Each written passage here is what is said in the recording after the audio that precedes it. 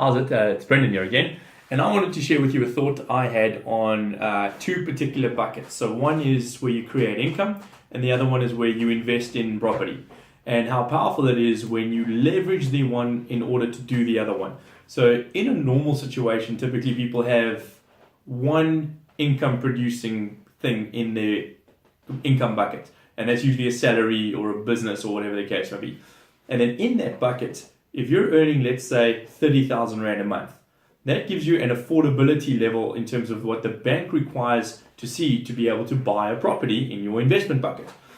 Now, the issue that typically happens is somebody goes and buys a house to live in using their income, where they qualify for a bond. If they're earning 30,000 Rand a month, they'll qualify for roughly 10,000 Rand a month on a bond. That's a 30% affordability ratio, which means they're going to go buy a million Rand property, roughly, because that's going to be a bond repayment of almost 10,000 Rand a month at a normal interest rate of, let's say, 10 to 11%, which then means that they've reduced their affordability completely with only one property in the investment bucket that's not actually an investment because it's where you live.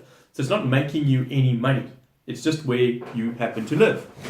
So the power comes in when you are focusing on this income bucket and you can increase the income. So let's say you can go from 30,000 Rand to 100,000 Rand a month.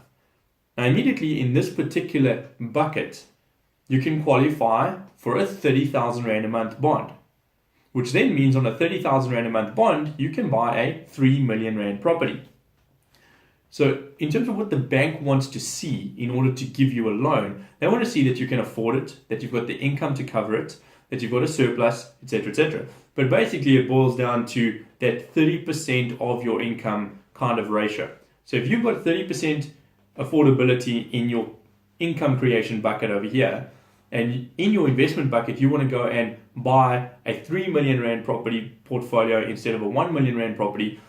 If you go and spend all of that affordability on just buying a house to live in, it means you've got nothing left in order to invest. So the real power comes in instead of increasing your lifestyle from a 1 million to a 3 million property when your income goes from 30,000 to 100,000, you stay in the 1 million property and buy a 2 million Rand investment portfolio, maybe another 1 million properties, or 2 million property, or 500,000 Rand properties, whatever the case may be. Because your affordability in terms of what the bank wants to see is right, that you can get 3 million in terms of loans. But if you go use all of that 3 million up in one property that you happen to live in, then you've got no investment. You've got no power of your affordability in order to invest. So think about that every time you're increasing your lifestyle, is it's taking away from your ability to invest. Now, if we can increase the income in this income bucket using some other sources, let's say, for example, you start a little business and you add an extra 20 or 30,000 Rand a month or whatever the case may be. Now in this bucket, you've got 20 to 30,000 Rand a month more.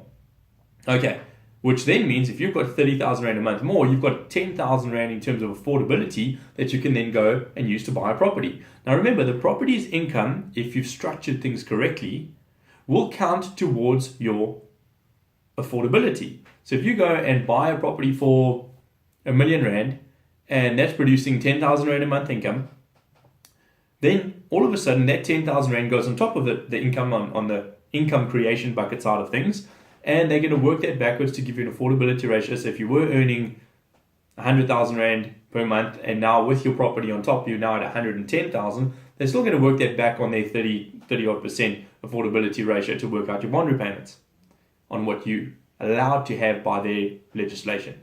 So think about that every time you're increasing your income and increasing your lifestyle, is you're taking away your power to invest because you can't borrow any money because of the bank's regulations. So there's a lot of power in knowing how to structure your things correctly in order to show the banks what they want to see so that you can get a lot of bonds. Anyway, take care. Bye-bye.